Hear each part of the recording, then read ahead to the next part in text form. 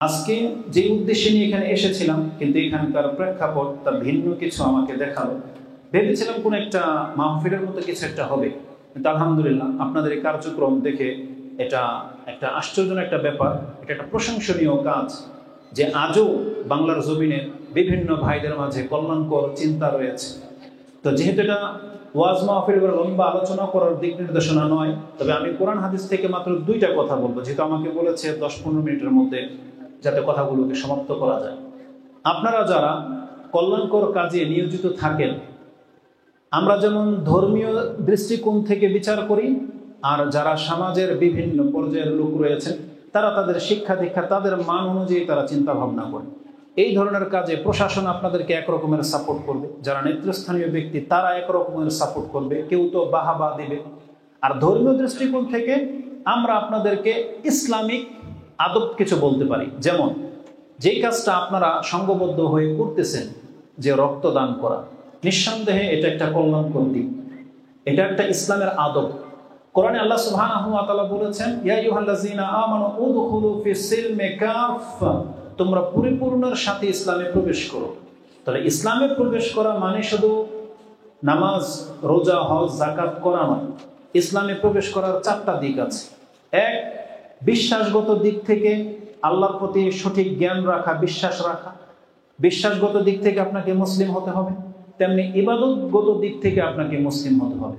যেমন আল্লাহকে বিশ্বাস করার পাশাপাশি ইসলামে আমাদের উপরে যেগুলো ফরজ করেছেন সেগুলোকে পালন করতে হবে। তার মধ্যে উল্লেখযোগ্য হচ্ছে 5 ওয়াক্ত সালাত, পুরুষদেরকে দাঁড়িয়ে রাখা, 4টার উপরে প্যান্ট পরা, প্রকাশ্যে হারাম কাজে না জড়ানো, এগুলো হচ্ছে ইসলামিক আইন।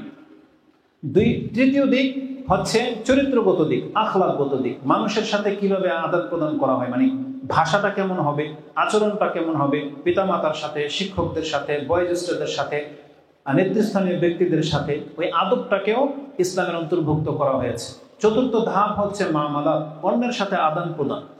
তাহলে ইসলামের মধ্যে আল্লাহ প্রবেশ করতে বলেছেন শুধু একটা দিকেই আপনার ভালো থাকলে আপনি প্রকৃত মুসলিম হতে পারবেন না, বরং আপনাকে 4টা দিক থেকে পরিপূর্ণতা নিয়ে আসতে হবে। এক হলো বিশ্বাসগত দিক থেকে সঠিক হইতে হবে, ইবাদতের দিক থেকেও আপনার মধ্যে সেই ইবাদতগুলো পাওয়া হইতে হবে।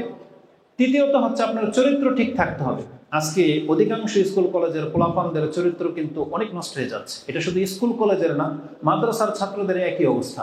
মানে এক কথায় যুবক বলেন, বৃদ্ধ বলেন, সবারই চরিত্রের মধ্যে একটা বড় ধরনের ঘাটতি দেখা যাচ্ছে। আর তারা এই চরিত্রহীনতাটাকে মডার্নাইজ মনে করে, এটাকে নোংরামি মনে করে না, তারা মনে করে এটা আধুনিকতা। এটা কিন্তু আমাদের ধর্মের শিক্ষা নয়। এই জন্য চরিত্রটাও ভালো হইতে হবে। দ্বিতীয়ত হচ্ছে মামালাত, আদান প্রদান। এই যে রক্তদান করা, এটা আমাদের চরিত্রের একটা অন্তর্ভুক্ত, স্যাক্রিফাইস যেটাকে বোঝায়, এটা আমাদের ধর্মেরই একটা অন্তর্ভুক্ত। এই জন্য ধর্মীয় দৃষ্টিকোণ থেকে আমি আপনার মর্যাদাটাকে 2-একটা কথা বলবো। রক্তদান করলে আপনারা দুনিয়ার মধ্যে কি পাবেন? আজকে হয়তো এখান থেকে ফুল পাবেন, নেতৃস্থানীয় ব্যক্তিরা আপনাদেরকে বলবে, বাবা তোমরা ভালো কাজ করতেছো, তোমাদের সাহায্য সহযোগিতার প্রয়োজন হলে আমাদের কাছে আসো, আমরা তোমাদের সাহায্য সহযোগিতা করবো, একে অপরে হেল্প করতে পারবে। কিন্তু এই পাওয়াটা, এটা আপনার এই কাজের পরিপূর্ণ ফলাফল নয়। এটা আমি ধর্মীয় দৃষ্টিকোণ থেকে আপনাকে বলতেছি। নিয়ম এমন একটা জিনিস, একটা হাদিসে, বুখারীর একটা প্রথম হাদিস আমাদেরকে শিক্ষা দেওয়া হয়েছে, ইন্নামাল আমালু বিন্নিয়াত। এই হাদিস প্রত্যেকটা মুসলিম জানে, কিন্তু আজকে আমি আপনাকে এমন একটা তথ্য দেব, সেটা হচ্ছে এই যে রক্তদান করা, এটাকে নিয়ে শুধু কথা বলি, একটা ভালো কাজ। আমরা মুসলিম, উপরন্তু আমরা রক্ত দিচ্ছি একজনকে উপকারার্থে। আপনি এই রক্ত দানের বিনিময়ে আপনি কি পেতে পারেন বলেন তো দেখি? আল্লাহ আপনাকে কি দিতে পারে, কি চাইতে পারেন? সামান্য এক ব্যাগ রক্ত, এটা কি এনে দিতে পারে আপনাকে? কোরআন হাদিস দাবি করে, আমি আপনাকে বলতে পারি, কোনো ব্যক্তি যদি এক ব্যাগ রক্ত দিয়ে আল্লাহর কাছে জান্নাত চায়, সে জান্নাত পেতে পারে। এটা আমি আপনাকে আজকে বুঝাবো। এই যে হাদিসটা 2টা লাইন মাত্র, আল্লাহ রাসূল কি বলেছেন? ইন্নামাল আমালু বিন্নিয়াত ওয়া ইন্নামা লিকুল্লি ইমরিইম মা নাওয়া। নিশ্চয়ই সমস্ত কাজ নিয়তের উপর নির্ভরশীল, আর একজন ব্যক্তি যা নিয়ত করবে সে তা পাবে। এটা আল্লাহর পক্ষ থেকে একটা অফার করা হয়েছে। তাহলে আমাদের চিন্তার মধ্যে সুদূর প্রসারী কেন হয় না? আমরা সামান্য পেয়ে কেন সন্তুষ্ট? দুনিয়ার এক ব্যাগ রক্ত যাকে দিচ্ছেন সে আপনাকে মূল্যায়ন করতে পারলো না। আপনার এক ব্যাগ রক্তের দাম সে দিল না ঠিক মতো, ধরে নেন, আপনাকে সে সম্মানটুকু করতে পারলো না। কিন্তু আপনি জানেন না যে আপনার এক ব্যাগ রক্ত বা একটা বাজারের ব্যাগ উঠিয়ে নিয়ে যাওয়া, একটা মুরব্বীকে হেল্প করা, এটা কত বড় অবদান হতে পারে। আমি তো এখানে দাবি করতেছি আপনাকে যে এই কাজটুকু আপনাকে জান্নাত হাসিল করে দিতে পারে। কারণ রাসূল কি বলেছেন, ইন্নামাল আমালু বিন্নিয়াত। তার মানে আপনি প্রত্যেকটা ভালো কাজ করবেন নিয়তের সাথে, আল্লাহর সন্তুষ্টির জন্য। আর যখনই আপনি একটা ভালো কাজ করেছেন আল্লাহর সন্তুষ্টির জন্য, তখন আল্লাহ আপনাকে অফার করেছেন, এখন তুমি যেই নিয়তে এটা করবা, তুমি আমার কাছে যা চাইবে আমি তোমাকে তা দেবো। ওয়া ইন্নামা লিকুল্লি ইমরিইম মা নাওয়া। আরবি ভাষায় ইচ্ছাটাকে নিয়ত বলে। আপনারা একটু জাস্ট 5টা মিনিট আমার কথাটা শুনেন, সাইড ফাইড কেউ করেন না, ডিস্টার্ব করেন না। নিয়ত এটা একটা আরবি শব্দ, বাংলায় ব্যবহার হয়, কিন্তু এটার মূল মাদ্দা হচ্ছে নাওয়া, নুন ওয়াইয়া নাওয়া। ইংলিশ এটাকে বলা হয় সিড, SEE সিড। ওটা আমার সেটা আপনারা বেশি জানেন। এই সিড মানে হলো বিচি। একটা চমৎকার এক্সাম্পল নিয়ে নেন। আচ্ছা বলেন তো দেখি, আপনাদের জ্ঞান কি এমন আছে যে কোনো একজন ব্যক্তি একটা সরিষার সিড মানে সরিষার বিচি ফেলবে, সে যদি আশা করে যে এখান থেকে স্ট্রবেরি বেরোবে, হবে কোনোদিন? আপনি আমের চারাই ধরে নেন, আপনি লাগিয়েছেন সাধারণ একটা আম, আপনি চাইলে কি এখান থেকে আম্রপালি বেরোবে? কি বেরোবে? যেই বিচি সেই ফলটাই আপনি, সেই গাছে জন্মাবে, সেই ফলে আপনি প্রাপ্ত হবেন। আম বিচিতে কোনোদিন কাঁঠাল হয় না। তার মানে নাওয়া যা, ফল কিন্তু তা। এটা আপনার মাইন্ডের মধ্যে এমন ভাবে আপনি বিশ্বাস করে নিয়েছেন যে আমি যে চাউলের বিচি ফেলেছি, চাউল কিন্তু সেটাই হবে, অন্য কোনো কিছু হবে না, তো গমও হবে না, কিচ্ছু হবে না।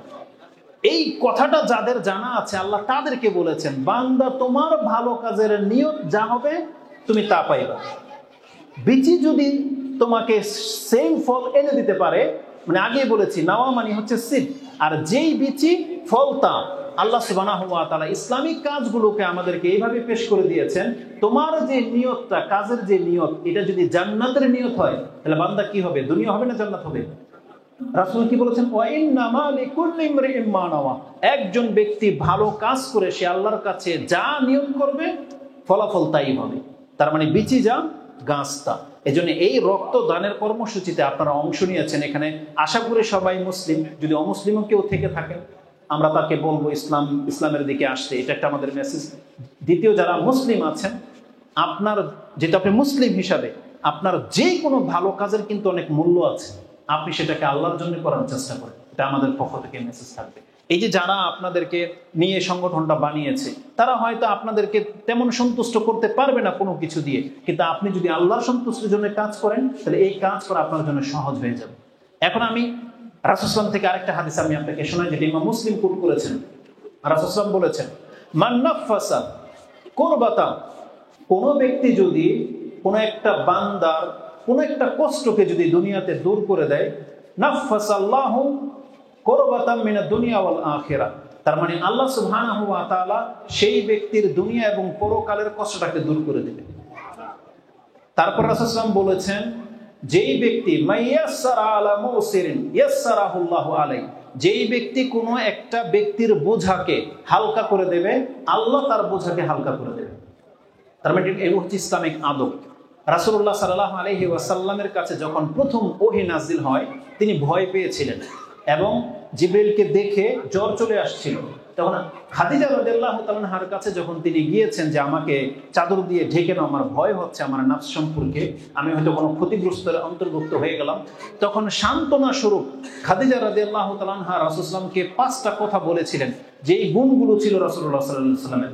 তাকে বলেছিলেন যে ওয়াল্লাহি লা ইউখজিকাল্লাহু আবাদা, হে নবী, আপনি তখনও তিনি নবী হন নাই, বলছেন মুহাম্মদ আপনি চিন্তিত হয়েন না, কারণ আল্লাহ আপনার মতন ব্যক্তিকে কোনোদিন লাঞ্ছিত করবে না। কেন? ওয়াল্লাহি লা ইউখজিকাল্লাহু আবাদা ইন্নাকা লাতাসিলুর রাহিম ওয়া তাহমিলুল কাল্লা ওয়া তুকসিবুল মাদুম ওয়া তুঈনু আলা নাওয়াইবিল হক। 5টা কথা বলেছিলেন যে আপনি তো সেই ব্যক্তি যেই ব্যক্তি আত্মীয়তার সম্পর্ক ঠিক রাখেন, আপনি তো সেই ব্যক্তি যেই ব্যক্তি অভাবগ্রস্ত ব্যক্তিদের পাশে গিয়ে দাঁড়ান, আপনি তো সেই ব্যক্তি যেই ব্যক্তি কাউকে কষ্ট পেতে দেখলে তার কষ্ট হালকা করার জন্য আপনি এগিয়ে যান, আপনি তো সেই ব্যক্তি যেখানেই হচ্ছে কল্যাণ, যেখানেই হকের পক্ষে কথা বলতে হবে আপনি সেখানে গিয়ে কথা বলেন, কাউকে ভয় পান না। এমন ব্যক্তি আল্লাহ আপনাকে লাঞ্ছিত করবেন না, লাঞ্ছিত করবেন। তার মানে এই গুণগুলো কি? যারা মানুষের উপকারার্থে এগিয়ে আসে, যারা আত্মীয়তার সম্পর্ক, বাপ ভাই পিতা মাতা খালা ফুফু এদের সাথে সম্পর্কটা ভালো রাখে, এই ব্যক্তিকে আল্লাহ সুবহানাহু ওয়া তাআলা দুনিয়াতে কোনোদিন লাঞ্ছিত করবে না। যদি আপনার ইসলাম ঠিক থাকে পরকাল আপনি লাঞ্ছিত হবেন না, কিন্তু ভালো গুণ যদি দুনিয়াতে থাকে দুনিয়াতেও আপনি লাঞ্ছিত হবেন না। তার মধ্যে উল্লেখযোগ্য বিষয় হচ্ছে এগুলো: আত্মীয়তার সম্পর্ক ঠিক রাখা, মুসলিমদের উপকারে অর্থে এগিয়ে আসা, কল্যাণমূলক কাজগুলো করা। বরং রাসূলুল্লাহ সাল্লাল্লাহু আলাইহি ওয়াসাল্লাম প্রথম দিকে ইসলাম গ্রহণ করাতেন এই শর্তে যে তুমি আমার সাথে ওয়াদা করো যে তুমি মুসলিমদের কল্যাণের কাজে নিয়োজিত হইবা, মানে কোনো মুসলিমকে তুমি ক্ষতি করতে পারবা না, তুমি রাজি থাকলে ইসলাম গ্রহণ করতে পারো। যাদের বলতেছেন যে আমি এই শর্তের উপরে রাসূল ইসলামের হাতে ইসলাম গ্রহণ করেছি যে আমি দিন পালন করবো এবং আমি মুসলিমদের কল্যাণকামী হব, মানে আমি মুসলিমদের খেলাফ কোনোদিন যাব না। আজকে আমাদের ইউনিটিটাকে বাড়াতে হবে। আপনাদের অঞ্চল, আপনারা অঞ্চলটাকে নিয়ে কাজ করেন, কারণ এই এলাকায় আপনারা বসবাস করেন। এখানের যত কল্যাণমূলক কাজ আছে আপনাদের নেতৃস্থানীয় ব্যক্তি থেকে নিয়ে একটা সাধারণ মানুষ পর্যন্ত এটা আপনাদের দায়িত্ব। আপনারা যদি সৎ হন, আপনারা যদি এই এলাকার কল্যাণ চান, তাহলে আমাদের চাইতে ভালো থাকতে পারবেন। আমি তো বাংলার জমিনের বিভিন্ন জায়গায় বক্তব্যের জন্য যাওয়া হয়, ঘোরা হয়, আমি দেখেছি যে এলাকার নেতৃস্থানীয় ব্যক্তিরা ভালো, সে এলাকার জনগণ সব থেকে ভালো ফ্যাসিলিটির মধ্যে আছে। তারা রাস্তাঘাট করে দিচ্ছে, তারা বিদ্যুতের ঘাটতিকে পুরো করে দিচ্ছে, যে কোনো পেরেশানি থেকে মুক্ত, নিট এন্ড ক্লিন শহর আমি দেখেছি। এরকম অঞ্চল আছে। কারা করেছে?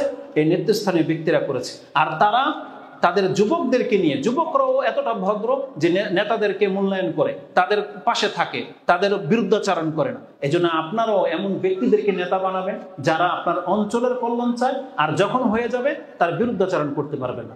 ভুল ত্রুটি মানুষের থাকবেই, তার ভুলগুলোকে হাইলাইট করে তুলে ধরবেন না, বরং উপদেশমূলক কথা বলতে হবে।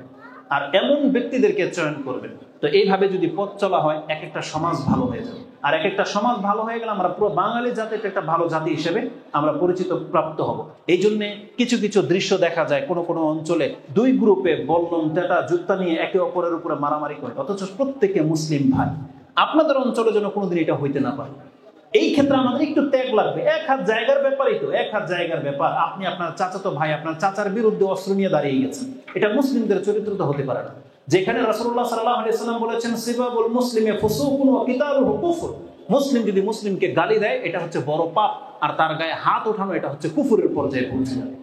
কারণ রাসূল সাল্লাল্লাহু আলাইহি ওয়াসাল্লাম বলেছেন আমাদের বিপক্ষে কেবল অমুসলিমরাই অস্ত্র ধরতে পারে, কোনোদিন আমার উম্মত আমার বিরুদ্ধে কোনোদিন অস্ত্র ধরতে পারে না। অতএব মুসলিমদের পক্ষে হয়ে কথা বলতে হবে।